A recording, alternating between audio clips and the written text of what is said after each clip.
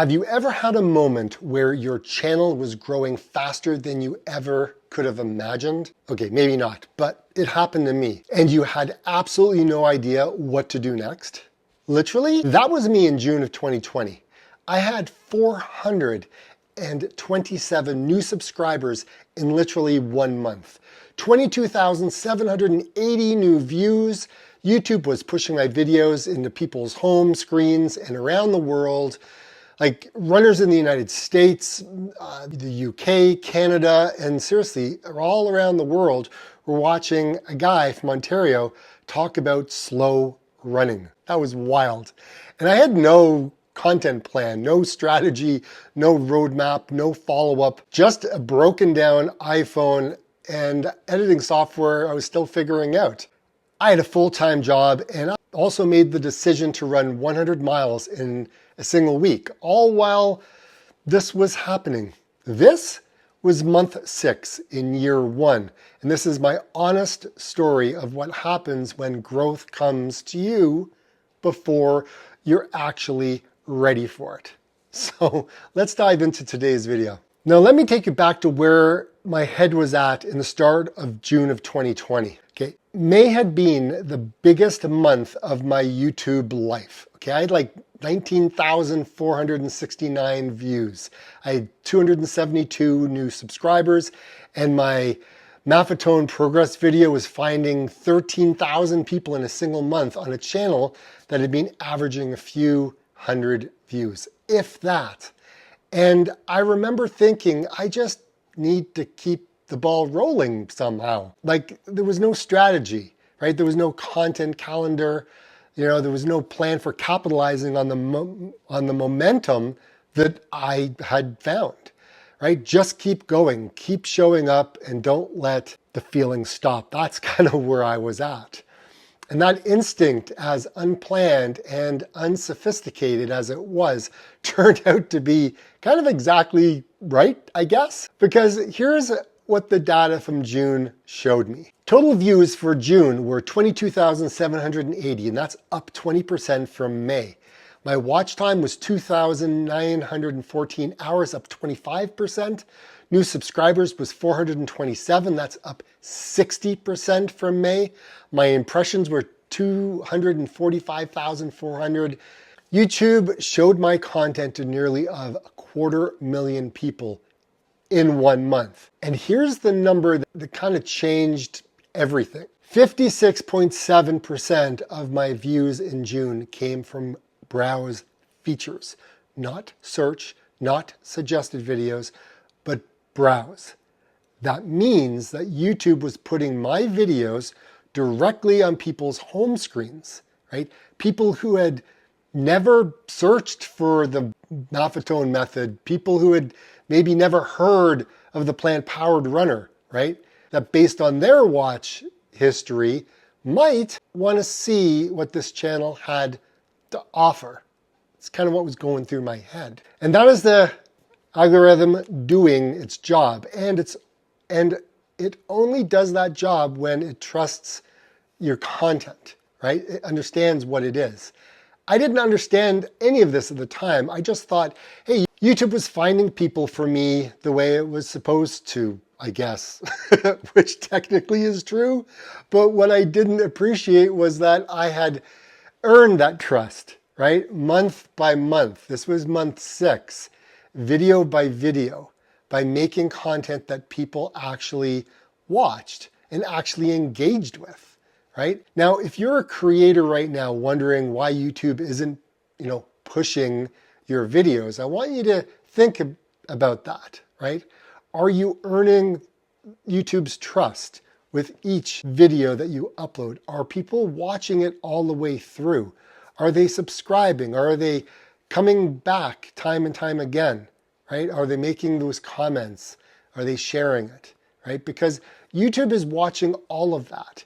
And when the trust is earned, it finds the viewers, or the viewers find the video. It kind of goes hand in hand, I would think, right? But now let me tell you about what was actually going on in June of 2020, all while all of this growth was happening, right? I was trying to run 100 miles in a single week. And that takes a lot of time, right? 100 miles in 7 days while working as a real estate agent even, right? Which had started back up again because we were designated as essential workers. We were like 67 out of the 100, like the top 100 essential service list. So the phone started to ring again. Properties needed to be shown. Clients needed to be helped and served. And I was also filming videos and editing videos and responding to comments and trying to keep up with the channel that was growing faster than I knew how to handle in a way, right?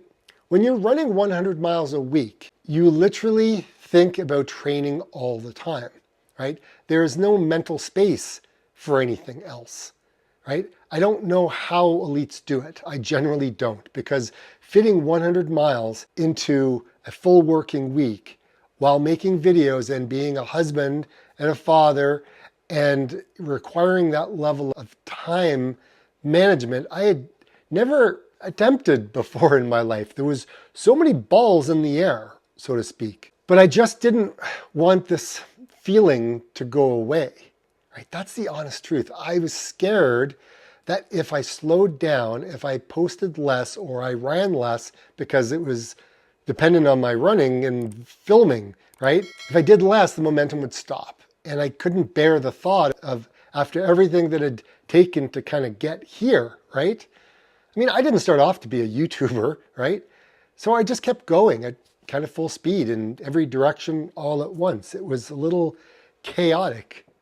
So I want to talk to you about the videos that were uploaded in June, because I think there's something really important here for creators who are trying to figure out how long their videos should be. My 7 uploads in June averaged over about 20 minutes each, right? Some were 34 minutes long.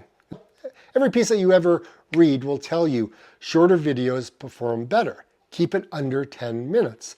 Don't ramble. Don't, kind of get to the point right away. And for most content, that's absolutely true. But here's what the retention data from June actually showed. My 34-minute MAF Q&A video, right? 12 questions about MAF training, held people for an average of 11 minutes and 21 seconds. My 100 miles in 1 week video was 34 minutes long, and it held people for over 8 minutes on average. Now, why, right? How did it do that? Because the people that were watching those videos were deeply invested in the topic. They weren't casual viewers. They were runners who had discovered the Maffetone method, aka running slow. And they wanted to see every single detail. They wanted the full story. They wanted depth. They wanted to know what was going on with me at some point. Now, the lesson isn't that longer videos are better. The lesson is that the right length for your video, whatever it takes, to fully serve your specific audience. If your viewer is deeply passionate about the topic, give them the depth that they're looking for. And don't cut it short just because somebody told you that it's better to be short. Know your audience. Then you can serve them correctly. I want to tell you about the comments in June because this is something that I don't think gets talked about often enough when creators talk about growth, right?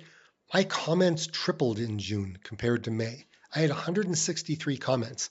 People asking questions about MAF training, people sharing their own running journeys, people from the United States, the UK, Australia, Canada, places I didn't even imagine my little Ontario running channel would actually reach. And I was trying to respond to every single one. Hours and hours of reading comments, understanding what people were going through, right? Connecting with people and trying to help in a way that I could.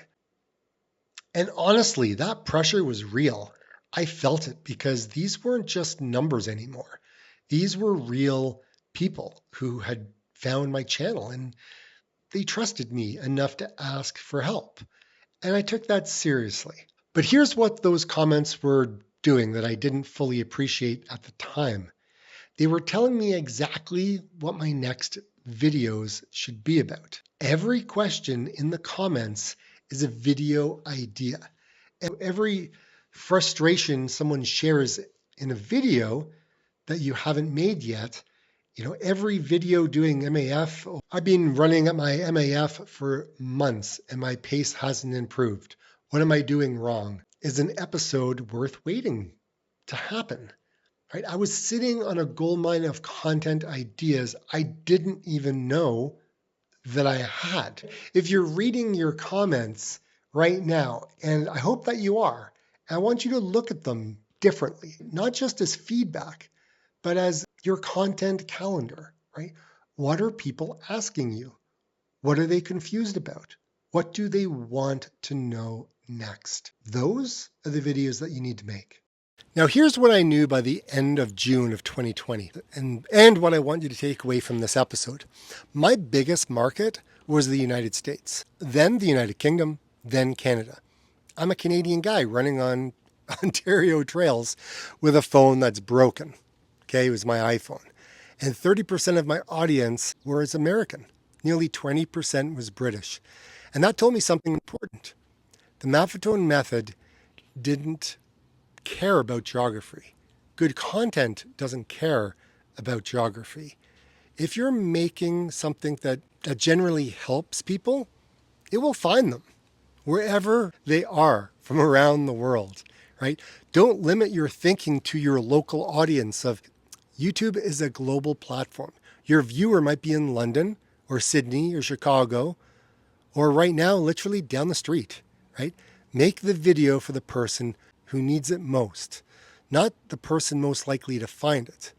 Because if you make it for the person who needs it most, it will spread. Look, June ended with over 600 subscribers. 6 months earlier, I had 27. 427 new subscribers in 1 month. Over 22,000 views. YouTube was pushing my content to 250,000 people. Runners around the world are watching a guy from Ontario talk about running slow to get faster.